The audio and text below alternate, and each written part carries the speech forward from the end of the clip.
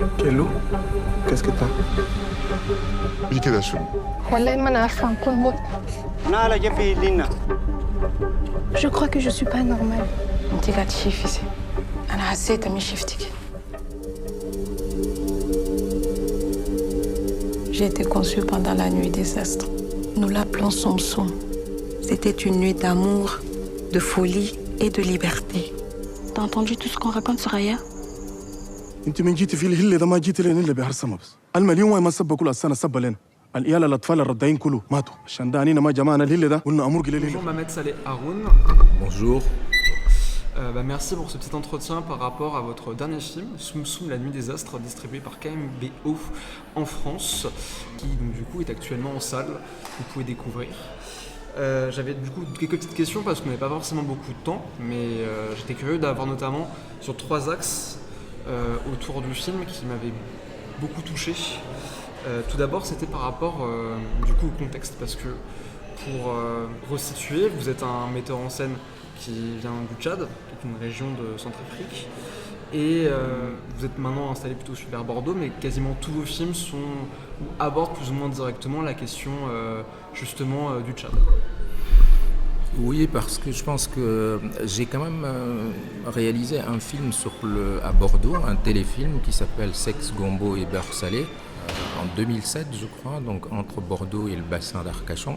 Mais il est vrai que je fais mes films là-bas parce que si je n'en faisais pas, il n'y aurait pas de nouvelles du Tchad en fait. Et il me semble important aussi qu'un pays comme le mien, moi en tant que cinéaste, est presque le seul qui est visible, que je fasse en sorte que des images de ce pays-là soient aussi sur la carte mondiale du cinéma. Donc c'est pour ça que je fais mes films là-bas.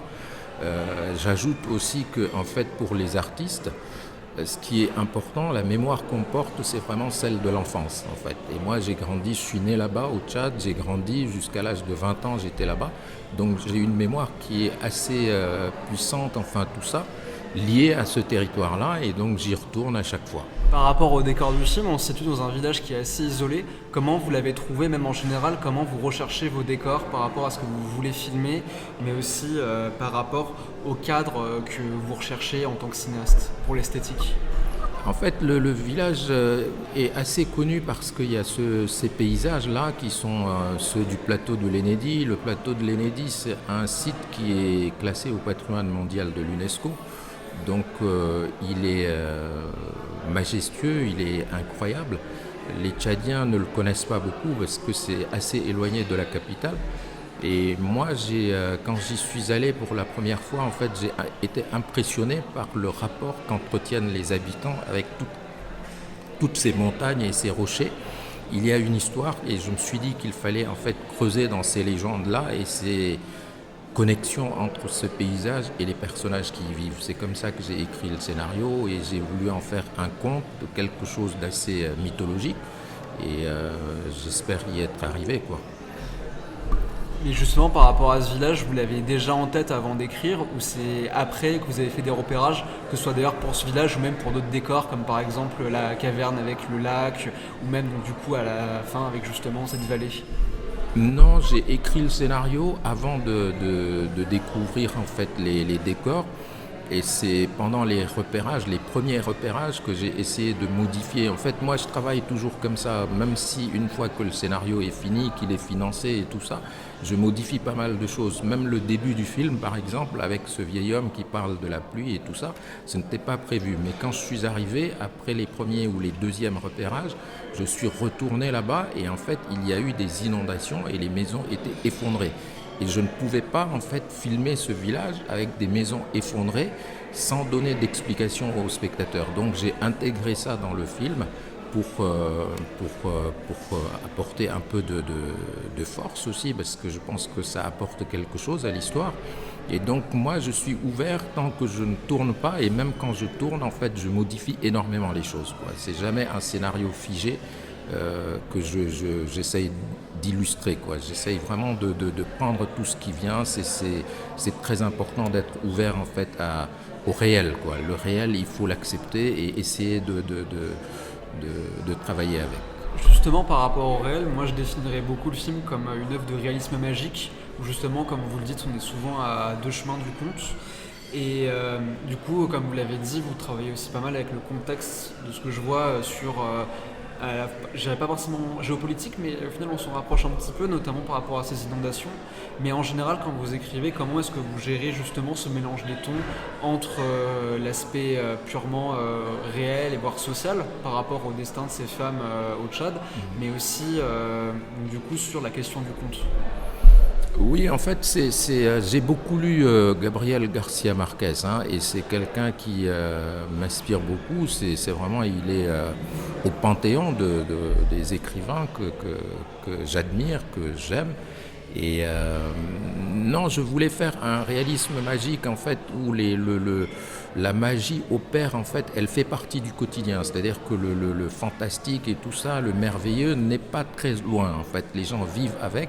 Et moi, j'ai grandi, par exemple, avec l'idée que il fallait pas prendre les gobelets, parce qu'au Tchad, on a des jarres dans lesquelles on met de l'eau dans la cour.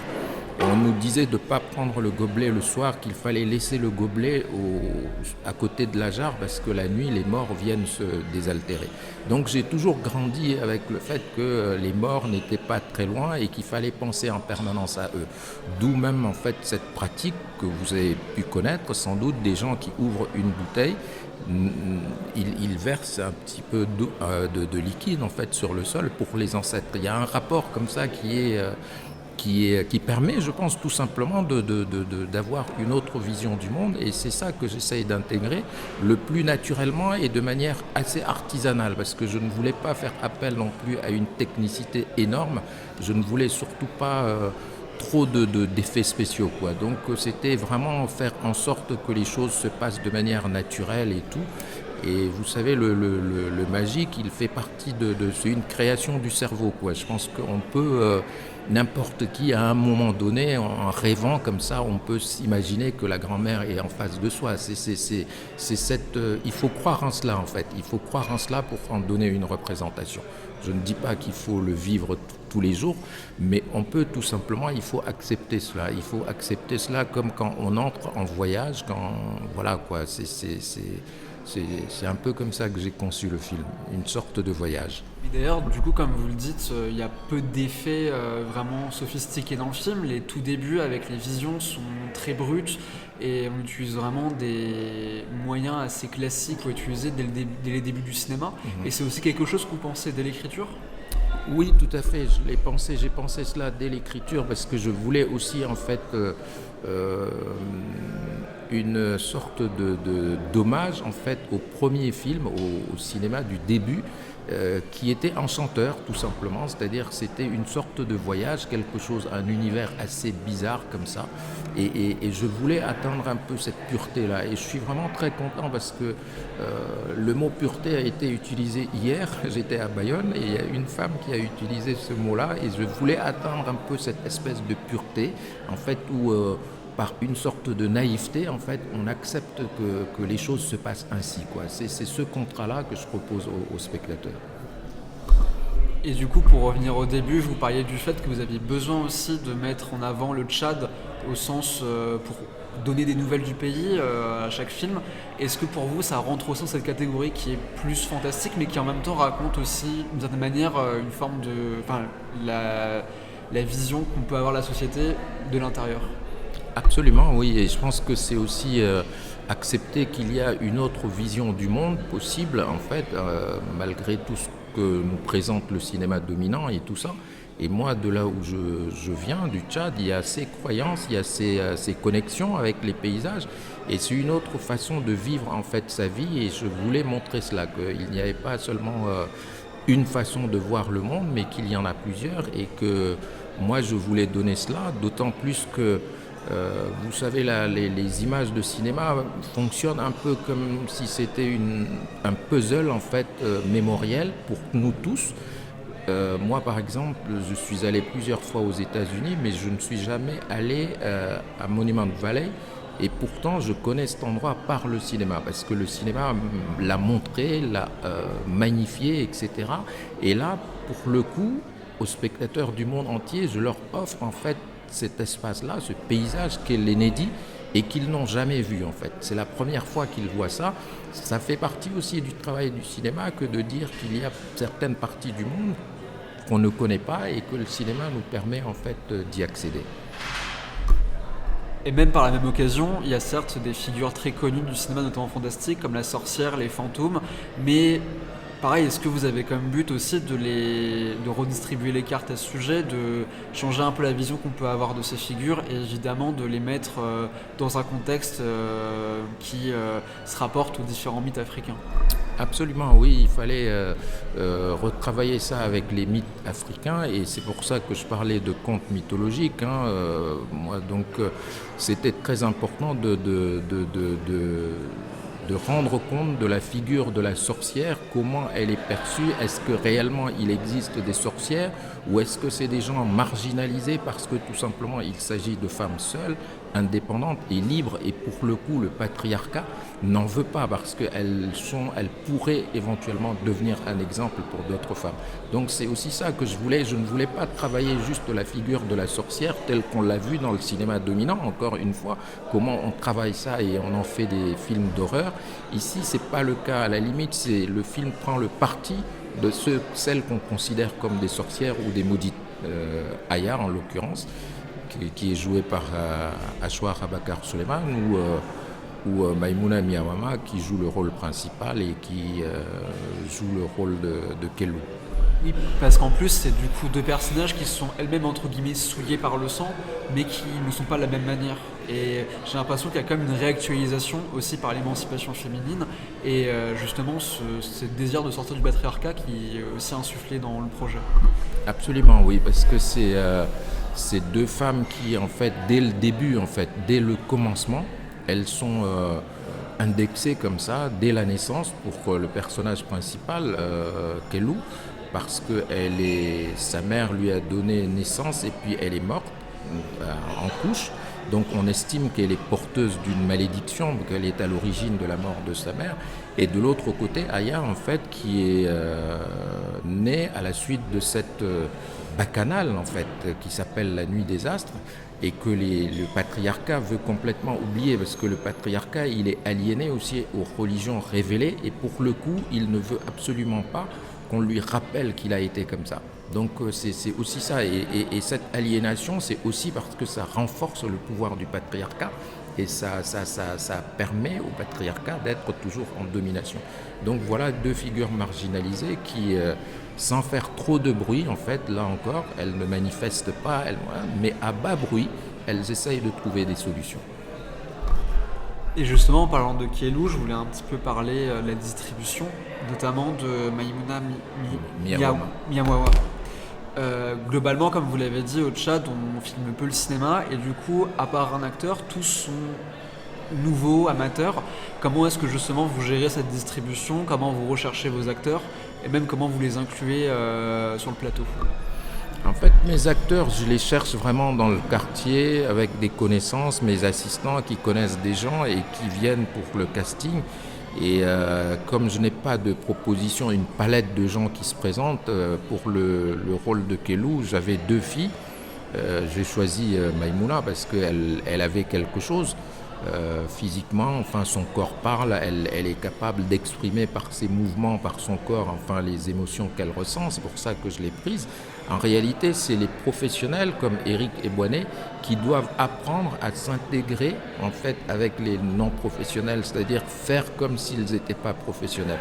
Et je pense que Éric Ebouané, qui joue le rôle du père de Kelou et qui est un professionnel reconnu et bien connu ici en France, et il s'est vraiment intégré et puis il joue à merveille enfin ce rôle de père complètement perdu et effacé parce qu'il ne veut pas faire de bruit puisqu'on estime qu'il est à l'origine d'un meurtre. Et justement, prendre Éric Ebouané, ça représentait quoi pour vous par rapport à ce rôle? Est-ce que pareil, c'est quelque chose qui est arrivé dès le début ou qui a été fait après une réflexion? Non, c'était dès le début. Moi, j'ai pensé à Éric Ebouané en écrivant le scénario, parce que je le connais. Il avait déjà joué dans un de mes films dans une saison en France, et je voulais vraiment retenter encore le coup avec lui. j'ai pensé à lui et bon, c'est quelqu'un qui a une sorte d'icône comme ça, hein. Il a ses cheveux blancs, sa barbe, enfin on le voit toujours comme ça dans les films. Et je lui ai fait raser sa barbe, j'ai fait raser ses cheveux et on ne le reconnaît pas. Il y a plein de gens qui ne l'ont pas reconnu au début. Donc c'est un caméléon aussi, hein. C'est un très bon comédien et il a su me donner ce que je demandais de lui. Il a su donner surtout une fragilité à ce père qui est immense, hein, qui est costaud. C'est un colosse, mais il a su lui donner une sorte de fragilité comme ça qui me plaît beaucoup. Voilà. Peut-être pour finir justement sur la direction d'acteur pur. Donc comme on l'a vu, c'est un film qui traversait à la fois par du réalisme et du conte. Et est-ce que pareil pour la direction d'acteur, vous essayez d'aller plutôt du côté de quelque chose de très ancré dans le réel, voire même dans l'improvisation, ou est-ce que vous allez plus vers quelque chose de simple? Et peut-être même aussi pour rajouter quelque chose, c'est aussi la gestion des langues. Comment est-ce que dès le début à l'écriture, il y a des changements entre les pathos locaux et même le français, ou est-ce que c'est quelque chose qui s'est improvisé par les acteurs en fonction de comment ils le sentaient? Effectivement, c'est improvisé par les acteurs. Et moi, les acteurs, comme ils ne sont pas professionnels, pour la majorité d'entre eux, j'essaye de ne pas trop les pousser à jouer, en fait, de me donner vraiment leur vérité. Donc voilà, ils sont dans une forme de sincérité comme ça. Donc je ne les pousse pas, je discute beaucoup, en fait, et je ne répète pas. Et je ne fais pas plus de 5 prises non plus parce que tout simplement, avec les non-professionnels, ce sont les premières prises qui sont les bonnes. Dès qu'on commence à leur dire qu'il faut changer ceci, qu'il faut se mettre à tel point, s'arrêter par ici, par là, en fait, ils perdent complètement le nord et ils ne sont plus eux-mêmes. Donc j'essaye de préserver cela. Et c'est comme ça que je travaille et j'intègre en fait les professionnels qui, eux, ont cette technicité et puis cette capacité à faire les choses qui, en fait, pour les plus doués, un peu comme Eric, c'est sans problème, quoi. Ils arrivent tout simplement à se faire oublier.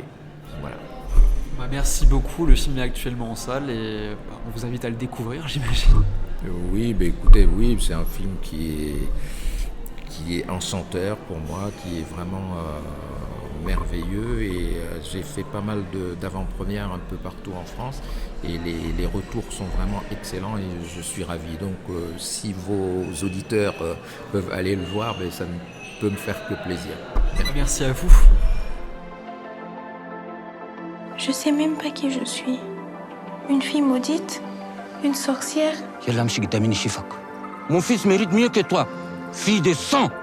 Il y avait un monde avant eux, Kello. Un monde libre. Tu n'as fait que vivre, Kello.